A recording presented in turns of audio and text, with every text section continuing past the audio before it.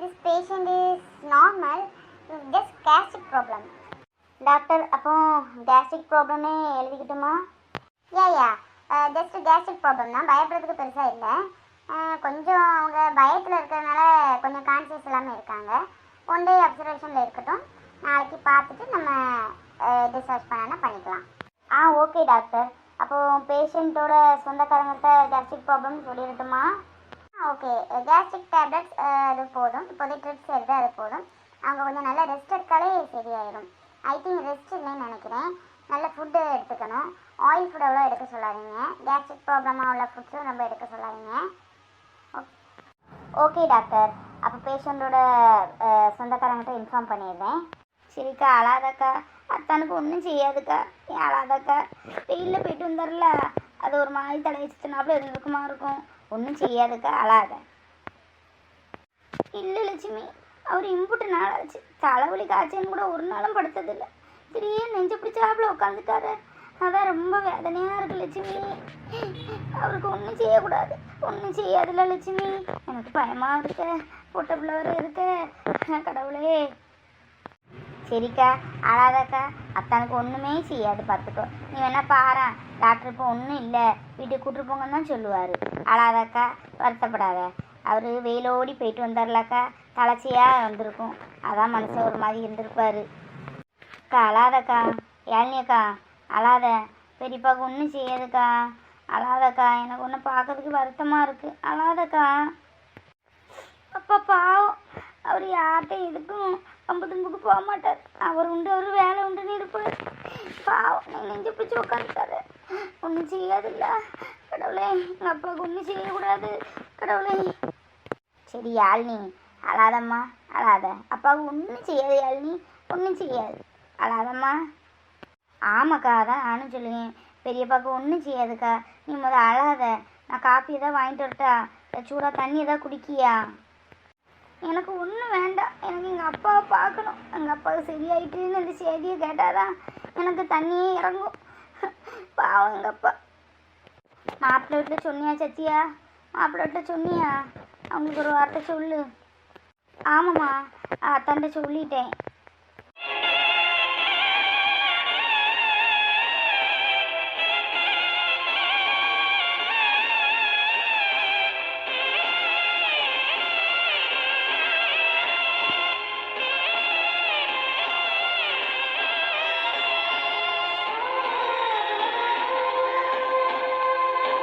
இவருக்கா இப்படிலாம் வரணும்? பாவம் மனுஷன். அவர் இருக்காருன்னு நிம்மதியில் தான் நான் இருக்கேன். அவருக்கு ஏதாவது ஒன்று நான் இருக்கவே மாட்டேன். என்னக்கா நீ பேசுகிற? கல்யாணத்தை வச்சுக்கிட்டு ஒன்றும் செய்யாது. நீ அப்படியெல்லாம் யோசிக்க. அதெல்லாம் ஒன்றுமே செய்யாது. பேசாமல் இந்தி எப்பாட்டுலாம் யோசிக்காத. பாவம் அவர். இந்த அன்பு பயவர் எங்கிட்ட தான் போய் தொலையானோ தெரியல. ஒரு ஆத்திர வருஷத்துக்கு பயிருக்க மாட்டான். அங்கே போகிறேன் இங்கே போகிறேன்ட்டு போகிறானே தவிர ஒரு வேலை சொல்லில ஏறின மாதிரி இல்லை. அங்கிட்டு போகிறேன் இங்கிட்டு போகிறேன்ட்டு. ஐயோ, நான் என்ன செய்வேன்? பிள்ளையில வச்சுட்டு கடவுளே. அவருக்கு சரியாயிட்டம்மா தாயே. என்னாச்சு என்னாச்சு யாழினி? என்னாச்சுமா? மாமாக்கு என்னாச்சு? வாங்க மாப்பிள்ள. லட்சுமி சத்தியம் ஊருக்கு கிளம்பிட்டு இருந்தா. சரி, இன்னும் வெளியே பேசிட்டு நின்னா இவர் அங்கிட்டு இருந்தா வந்துட்டு இருந்தார். என்ன நல்லா தான் 2 வார்த்தை பேசினார். அப்படியே நெஞ்சு பிடிச்ச மாணிக்க உட்காந்துட்டார் மாப்பிள்ள. என்ன ஏதுன்னு ஒன்றும் தெரியல.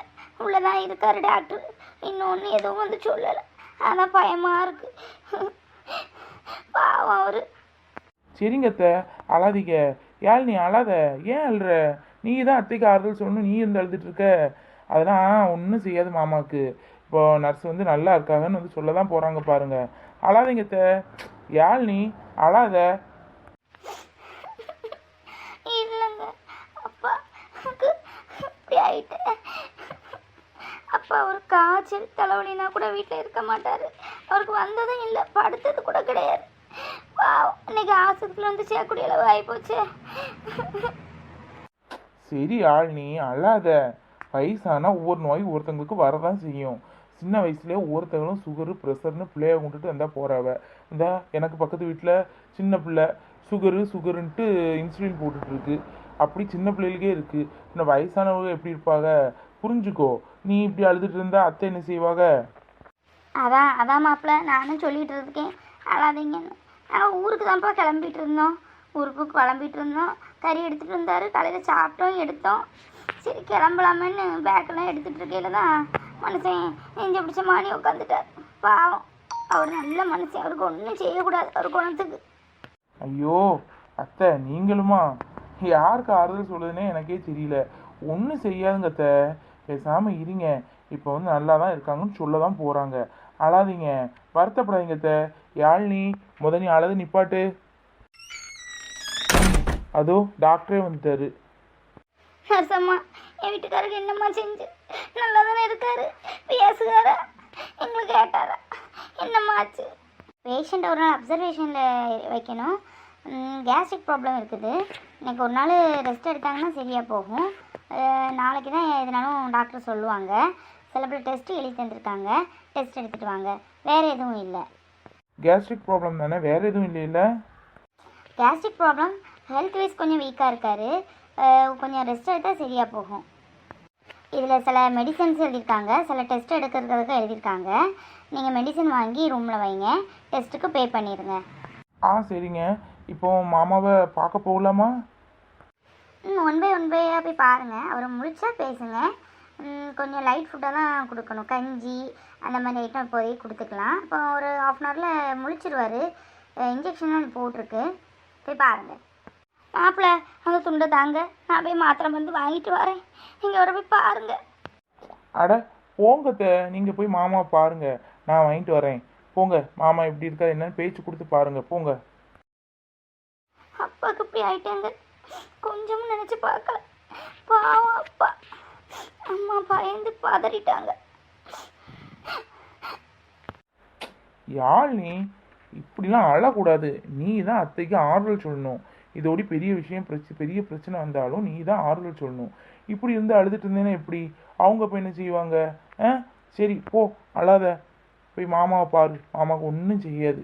போ, போய் மாமாட்ட போய் பேசு, அழுதுட்டு இருக்காத, அழாத நிப்பாட்டுன்னு. சரி அழாத, அழாதேன்னு சொல்கிறேன்ல யாழ்னி, அழாத. போ, போய் மாமாவை போய் பார்த்துட்டு வா, போ.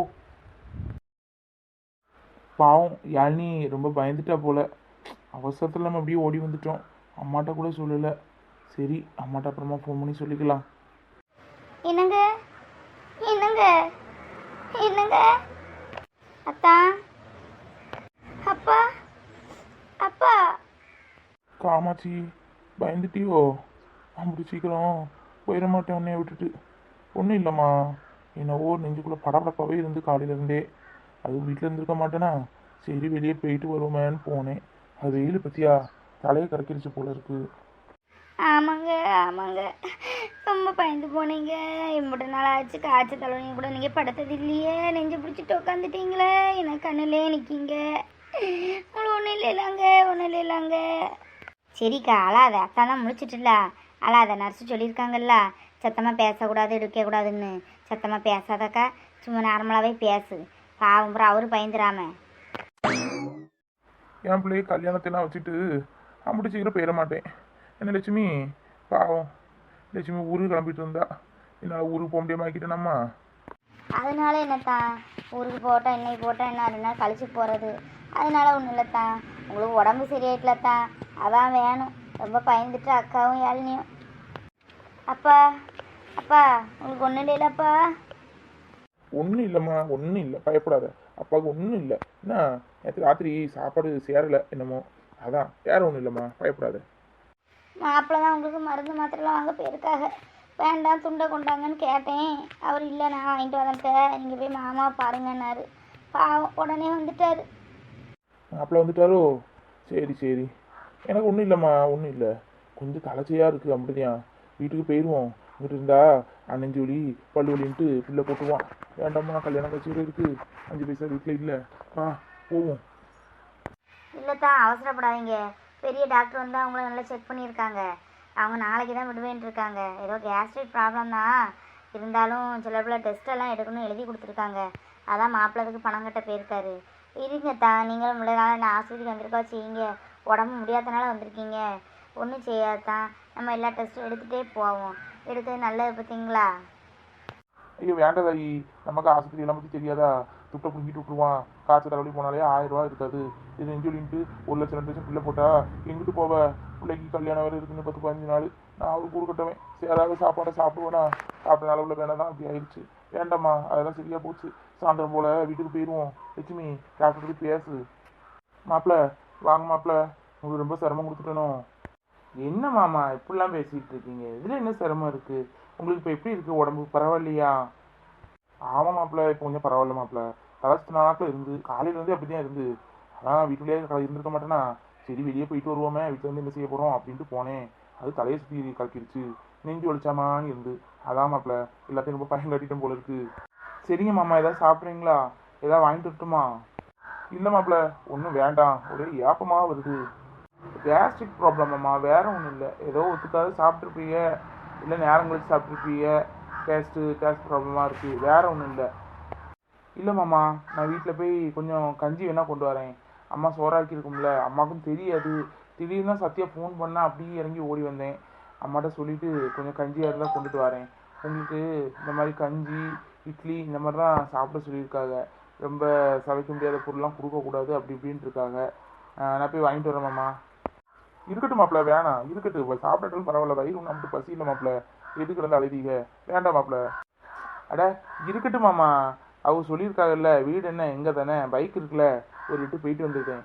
யாழினி, மாமா பார்த்துக்கோனே, போய் அம்மாவும் கூட்டிகிட்டு வரேன். ஆ சரிங்க மாமா.